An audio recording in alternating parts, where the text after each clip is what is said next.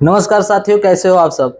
उम्मीद करता हूँ आप लोग स्वस्थ और मस्त होंगे। तो साथियों, जैसा कि हम लोगों ने रामबाण सीरीज स्टार्ट किया है आगामी परीक्षाओं को देखते हुए, जैसे एसएससी जीडी हुआ, यूपी पुलिस, यूपीएसआई और रेलवे को खासकर टारगेट किया हमने। तो साथियों, हमारी और सभी कक्षाएं सुचारू रूप से चल ही रही होंगी।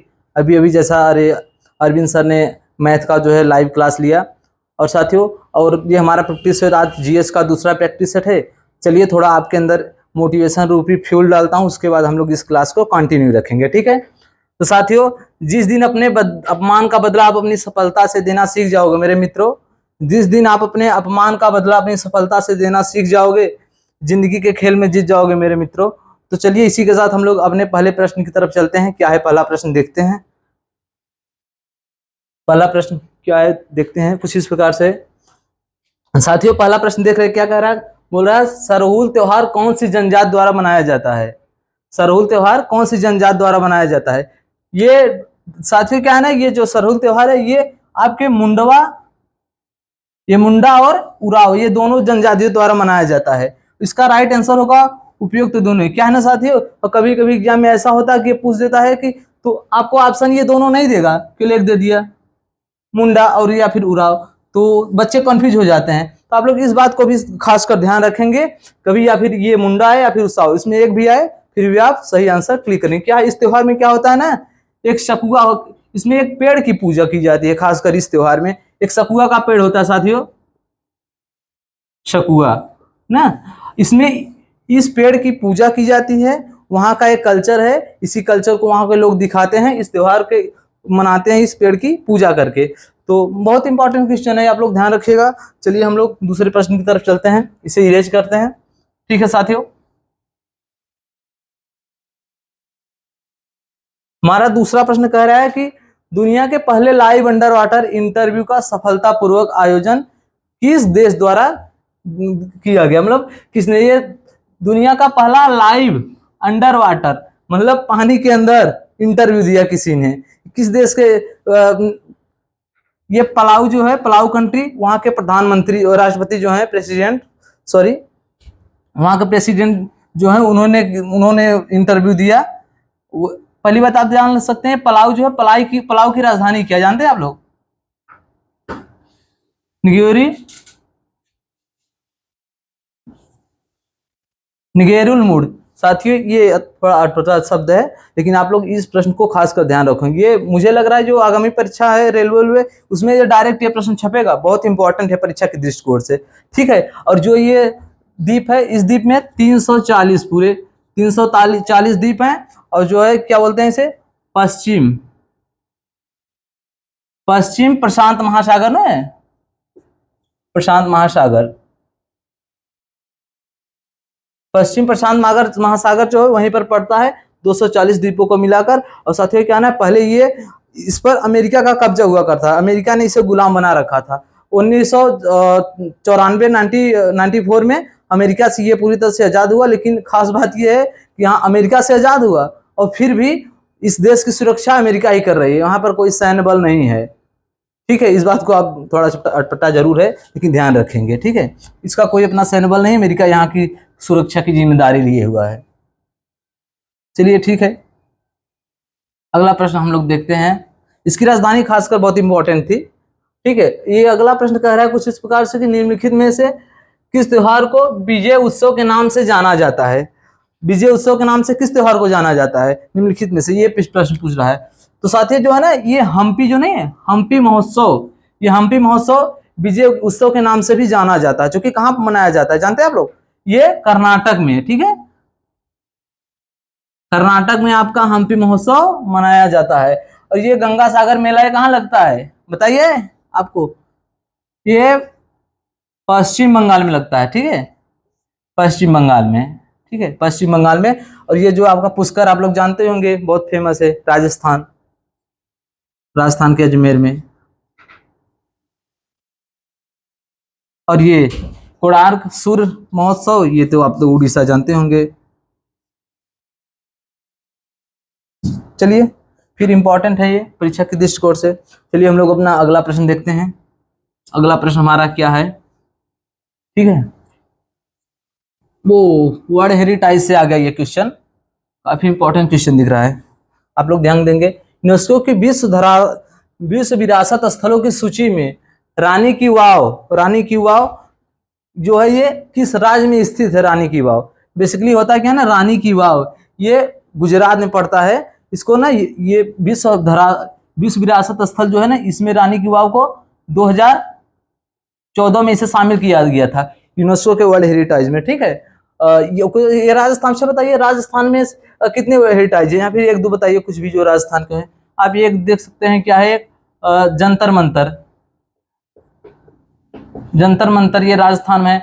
ये यूनेस्को के वर्ल्ड हेरिटेज में 2010 में शामिल किया गया था, ठीक है। जंतर मंतर एक है। अब द पिंक सिटी जयपुर है, जो पिंक सिटी है जयपुर, जयपुर को इसे 2019 में शामिल किया गया था यूनेस्को के वर्ल्ड हेरिटेज में, ठीक है। और ये आपका महाराष्ट्र में तो बहुत इंपॉर्टेंट है। ये एक एलोरा की गुफा जो हुआ, एलोरा की गुफा, एक अजंता की गुफा।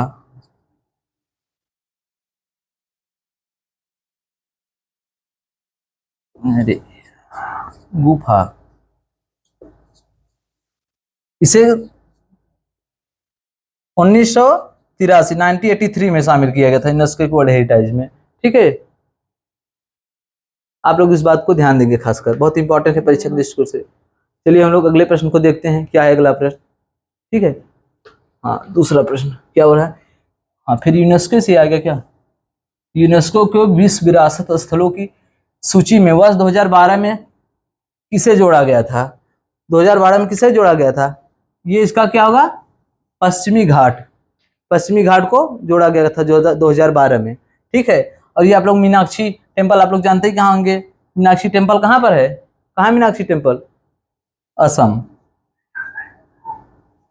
ठीक है।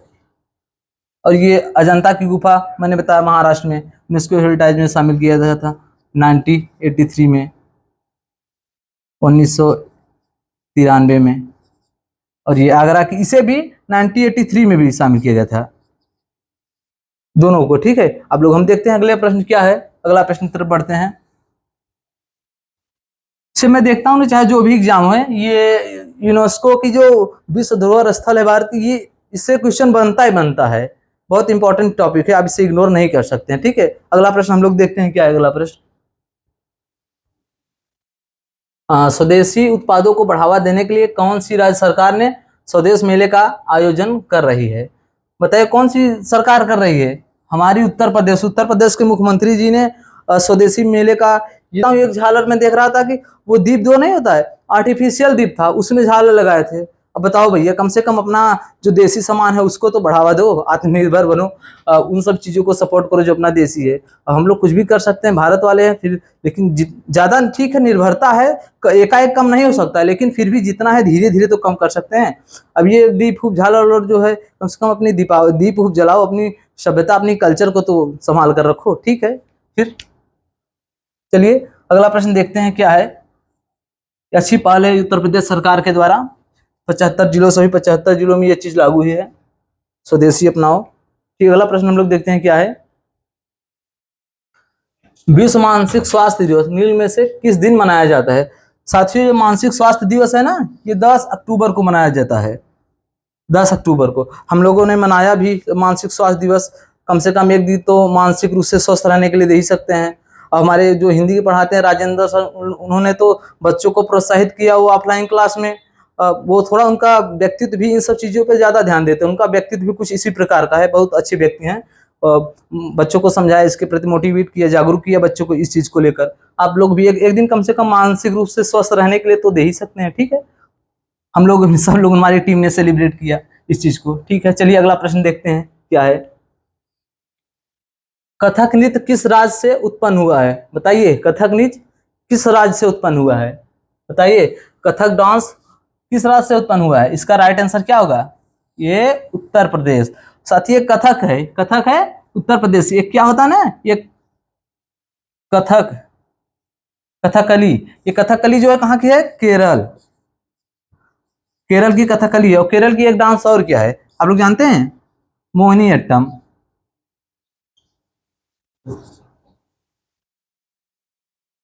मोहिनीअट्टम, ये सब क्या है, शास्त्रीय नृत्य है। ठीक है, कितने शास्त्रीय नृत्य हैं आप लोग जानते हैं? शास्त्रीय नृत्य कितने हैं?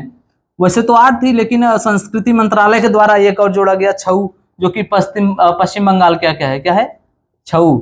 ये कहाँ मनाया जाता है? पश्चिम बंगाल में। ठीक है, इसे जोड़ा संस्कृति मंत्रालय के द्वारा। अब कितने हो गए टोटल? टोटल अब 9 हो गए हैं। ठीक है, इंपॉर्टेंट क्वेश्चन है, महत्वपूर्ण है। चलिए हम लोग अगला प्रश्न देखते हैं, क्या कह रहा है अगला प्रश्न। ठीक है,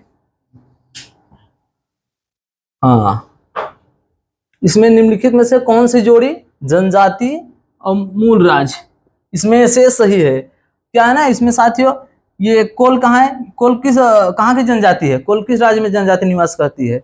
इस ये कोल जनजाति जो है यहाँ उत्तर प्रदेश में, उत्तर प्रदेश में निवास करती है, तो इसका ये तो नहीं है। और मुंडा जो है, मुंडा क्या है? झारखंड, पश्चिम बंगाल है, झारखंड और ये पश्चिम बंगाल, इन सभी राज्यों, झारखंड, उड़ीसा, उड़ीसा पश्चिम बंगाल के कुछ क्षेत्रों में होता है। यहाँ इसमें ये भी नहीं है। और भूटिया क्या है? भूटिया, भूटिया इसमें से कोई क्या बोलते हैं, ये आपका उत्तराखंड और हिमाचल प्रदेश, हिमाचल प्रदेश, इन सभी राज्यों में मनाया जाता है। इसका राइट आंसर होगा उत्तराखंड, थारू। थार उत्तर, अरे उत्तर प्रदेश में भी जनजाति है ये, लेकिन बेसिकली इसमें क्या बोलता है, पूर्णतः, लेकिन इसका राइट आंसर यही होगा।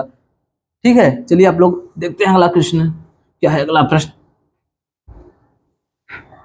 चलिए, पंडित रविशंकर का नाम किस वाद्य यंत्र से जुड़ा है? पंडित रविशंकर का नाम किस वाद्य यंत्र से जुड़ा है? आप लोग जानते हैं पंडित रविशंकर जी कौन है? इनके बारे में जानते हैं? चलिए बताता हूँ, नहीं जानते हो तो फिर मैं बता दे रहा हूँ, कोई बात नहीं। अब हम लोग बेसिकली पढ़ नहीं रहे हैं। क्या होता है ना, ये हमारा जो पूरा संस्था है एक परिवार की तरह है। अब परिवार में क्या आता है, बहुत सारे मेंबर है।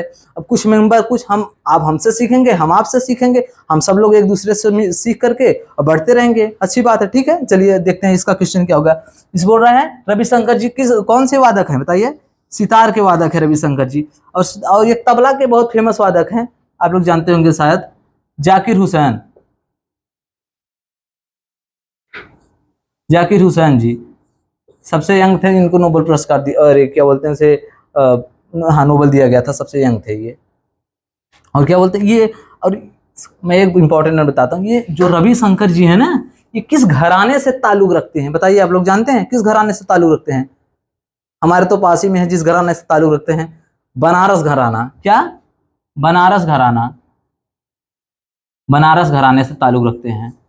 ठीक है, आप लोग इस बात को ध्यान देंगे। और तबला वादक, किसी एक तबला वादक के नाम बताइए, तबला वादक कौन है? किसी एक तबला वादक के नाम बताइए, कौन है तबला वादक, जानते हैं? और ये बांसुरी वादक, हारमोनियम वादक, हम लोग क्या है ना से एक क्वेश्चन पकड़ते हैं, तो एक क्वेश्चन के साथ, जैसे मैंने अब पूछा ये सिंपल सा एक क्वेश्चन, लेकिन उसके साथ हमने आपको कितने प्रश्न बताए? 4 प्रश्न बताइए। ठीक है, तो इसमें बांसुरी वादक कौन है? चौरसिया जी, हमारे यहाँ पान वाले चौरसिया हैं। जब मैं बांसुरी वादक का नाम आता है, मुझे चौरसिया जी का नाम याद आ जाता है। ठीक है, हरिप्रसाद चौरसिया, हरिप्रसाद चौरसिया, चौरसिया। और तबला वादक कौन है? हमारे ये जो पंडित अनोखे लाल, पंडित अनोखे लाल, ये भी अनोखे लाल, कंठे महाराज, पंडित कंठे महाराज, ये सब लोग जो है तबला वादक से संपर्क रखते हैं। ये सब वाराणसी बनारस घराने के ये लोग भी है। एक हारमोनियम के, क्या हारमोनियम के फेमस हैं वादक, क्या बोलते हैं उसे?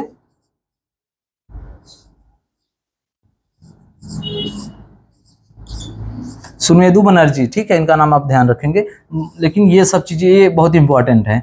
ठीक है, बांसुरी वादक जो है हरिप्रसाद चौरसिया, तबला वादक हरिप्रसाद चौरसिया से तो बहुत सारे क्वेश्चन बनते हैं लगातार, कभी न कभी एग्जाम में पूछ ही देता है हरिप्रसाद चौरसिया जी को। ठीक है, चलिए अगला प्रश्न देखते हैं हम लोग क्या है। नेक्स्ट प्रश्न,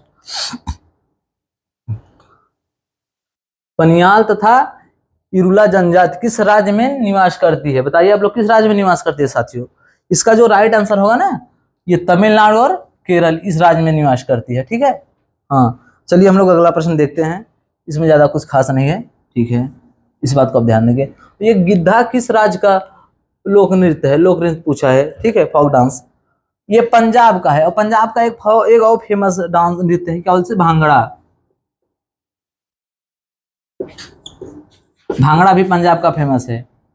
भांगड़ा तो थोड़ा बड़ा आता है हम लोगों को, लेकिन गिद्धा तो नहीं आता है डांस। ठीक है आप लोग, चलिए ठीक है, अगला प्रश्न देखते हैं क्या है अगला प्रश्न।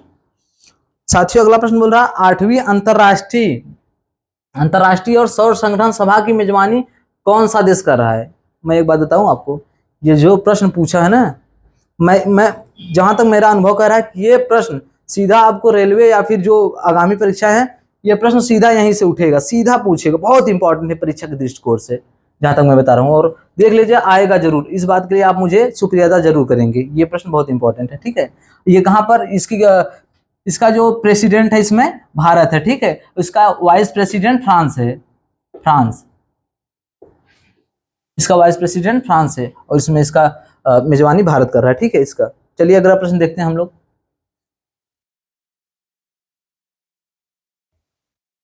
क्या भारत के पहले electric truck battery swapping station का उद्घाटन कहाँ किया गया है? बेसिकली होता है क्या है ना, ट्रक बैटरी स्वैपिंग मतलब समझ रहे हैं आप लोग, ये सब जो ट्रक इलेक्ट्रिक ट्रक है जिसमें बैटरी लगता है, उसका स्टेशन बनाया गया है। आप लोग आइए, आपकी बैटरी खत्म है ट्रक की, आप लोग स्वैपिंग करिए, वो अपनी पुरानी बैटरी जो डिस्चार्ज हो गई उसे आप लोग वहां पर रखिए और नई बैटरी लीजिए, अपना आप चल दीजिए। ऐसा स्टेशन बनाया है कहाँ पर? ये सोनीपत में।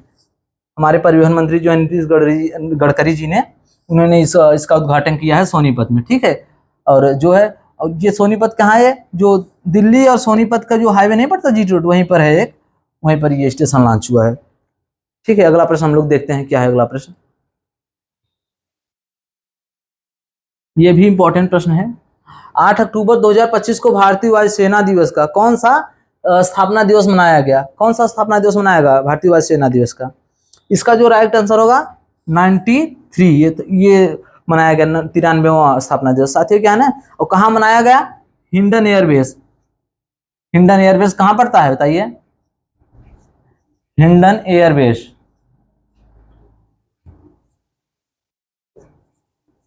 एयरबेस कहाँ पर है? गाजियाबाद में है हिंडन एयरबेस। कहाँ पर? गाजियाबाद, और गाजियाबाद है इंडियन एयरबेस। ये भारतीय वायुसेना दिवस का जो भारतीय वायुसेना का जो स्थापना हुआ था साथियों ना, वो हुआ था 8 अक्टूबर 1932 में, 1932 ईस्वी में हुआ था भारतीय वायुसेना दिवस का स्थापना जो है। और एक बात और, जो ये 93वां स्थापना दिवस भारतीय वायुसेना का मनाया गया, इसमें एक बहुत इंपॉर्टेंट थीम था इस बार का, जानते हैं आदर्श वाक्य क्या था? इसका आदर्श वाक्य बताता हूं आपको। इसका आदर्श वाक्य जो था ना, गीता के 8वें अध्याय से लिया गया था। गीता के 8वें अध्याय से, 11वें अध्याय से लिया गया था। 11वें अध्याय से लिया गया था, और ये था ना नमो स्पर्शम दीप्त। 11वें अध्याय से गीता लिया गया था, लेकिन नमो स्पर्शम दीप्त इसका था। ठीक है, नमः स्पर्शम दीप्त। ठीक है, आप लोग इस बात को ध्यान देंगे, काफी ये जो है आदर्श वाक्य जो थीम होता है ना, ये चीजें पूछी जाती हैं थीमों। ठीक है, अगला प्रश्न हम लोग देखते हैं क्या अगला प्रश्न। अगला प्रश्न देखते हैं क्या है अगला प्रश्न। हाँ साथी, हाँ ये प्रश्न रिपीटेड हो गया। ठीक है, 93, ठीक है, ये 2 बार रिपीट हो गया प्रश्न। चलिए हम लोग अगला प्रश्न देखते हैं क्या है। हाँ, क्या है अगला प्रश्न? राष्ट्रीय अपराध रिकॉर्ड ब्यूरो के अनुसार भारत का सबसे सुरक्षित शहर कौन सा है? कौन सा है सबसे सुरक्षित शहर, देख रहे हैं आप लोग? राष्ट्रीय अपराध रिकॉर्ड ब्यूरो के अनुसार, ठीक है, ये संस्था है, ये इस चीज में था अपना जो रिसर्च करती है, उसके बाद डाटा जारी करती है। इसका जो है राइट आंसर है, कोलकाता को सबसे सुरक्षित शहरों में रखा गया। दूसरा नंबर हैदराबाद है। क्या है? हैदराबाद साथियों, हैदराबाद दूसरा सबसे सुरक्षित शहर है। और तीसरा है ना, ये क्या है उसका? कोची। कोची आप लोग जानते हैं क्या है? कोची, कोची कहां पड़ता है? कोची केरल में पड़ता है। उसके बाद ना दिल्ली, अरे भाई रे, दिल्ली भी असुरक्षित शहरों में लिस्ट में आ गया। उसके बाद सूरत है। आप ऐसे ध्यान देंगे, पहले दिल्ली कोची है, फिर दिल्ली है, सूरत है। क्या दिल्ली वालों, देश की राजधानी में है, हम लोग को असुरक्षित महसूस हो रहा है? वहां इतने पढ़े लिखे शिक्षित लोग हैं दिल्ली में यार। दिल्ली वाले अगर आपके पास हमारी वीडियो जाए तो आप लोग इस कम से कम ऐसा तो ना करिए, असुरक्षित शहरों में आप लोग, हमारी राजधानी है देश की, आप लोग वहाँ असुरक्षित शहरों में गिने जा रहे हैं। ठीक है, उम्मीद करता हूँ जब अगली बार ये रिपोर्ट आओगी तो दिल्ली की दशा पहले से अब बहुत बेहतर होगी अगली बार। चलिए हम लोग अगले प्रश्न को देखते हैं। साथियों क्या है अगला प्रश्न? कोणार्कासुर मंदिर किस राजवंश के शासनकाल में बनाया गया था? जो है बेसिकली क्या, जो कोणार्कासुर मंदिर है ना, वो किस शासनकाल के बनाया गया था, किस शासनकाल में बनाया था? क्या उसका ना पूर्वी गंगा राजवंश, ये इसका राइट आंसर होगा। इन्हीं के शासनकाल में बनाया गया था। ठीक है, चलिए हम लोग अगला प्रश्न देखते हैं। क्या है नेक्स्ट प्रश्न? साथियों निम्नलिखित में से कौन सा मंदिर नागर शैली की वास्तुकला का उदाहरण नहीं है? नागर शैली का वास्तुकला का उदाहरण नहीं है। साथियों नागर शैली जो हमारे मंदिर है उसकी शैलियाँ क्या होती है, हम थोड़ा इसके बारे में समझते हैं। ठीक है, देखिए क्या होता है ना, जो मंदिर की शैली होती, इसका तो आंसर होगा, जो राइट आंसर होगा कैलाश मंदिर, कांचीपुरम। जो मंदिर की शैली होती है दो होता है बेसिकली, क्या होता है ना, एक नागर होता है, एक क्या होता है द्रविड़, द्रविड़ द्रविड़ शैली, नागर शैली, द्रविड़ शैली। ये जो नागर शैली की टेम्पल होती है बेसिकली ना, ये उत्तर भारत में होती हैं, और द्रविड़ शैली की दक्षिण भारत में पाई जाती हैं। आप लोग इस बात को ध्यान रखेंगे, इसके दक्षिण भारत में ज्यादातर पाई जाती हैं, और ये उत्तर भारत में नागर शैली की जो मंदिरें होती हैं। आप लोग एक चीज को नोटिस कर रहे होंगे, हमारी हैंड राइटिंग कल से थोड़ा बेहतर हुई है जरूर। हाँ, ये जो कभी कभी होता है क्या ना, कि बहुत सारे मंदिर नागर और बेसर दोनों के मिश्रण से जो मंदिर की उनकी जो बनता है डिजाइन, उसे बोलते हैं बेसर। नागर और प्लस, ये नागर और प्लस बेसर दोनों को मिलाकर क्या, नागर द्रविड़ को बेसर, बेसर। आप इस बात को ध्यान रखेंगे, जरूरी है परीक्षा की दृष्टिकोण से। चलिए हम लोग, ये शायद आज तक इतने ही प्रश्न थे। क्या अगला प्रश्न है? लास्ट शायद ये था। ठीक है, तो साथियों ये हमारा अंतिम प्रश्न था कुछ इस प्रकार से। साथियों अगर आपको हमसे इस क्लास से हमारी मेहनत देखकर और हमारी कंटेंट में जरा सा भी आपको अगर अच्छा लगा हो, तो हमारे चैनल को सब्सक्राइब करके हमें मोटिवेट जरूर करें। कि साथियों जो आप लोग जिस प्लेटफॉर्म पे देख रहे हैं, नीचे एक ब्लैक में सब्सक्राइब करके आइकन आता है, आप लोग सब्सक्राइब कर दिया करो यार, फ्री होता है, कम से कम फ्री चीज़ों का तो आप लोग फायदा उठाओ। तो ठीक है, अगर हमारी क्लास आपको जरा सा भी पसंद आई हो तो चैनल को सब्सक्राइब जरूर करिएगा। साथियों हमारे साथ बहुमूल्य समय के साथ जुड़ने के लिए बहुत बहुत शुक्रिया। मिलते हैं नेक्स्ट क्लास में, तब तक के लिए जय हिंद।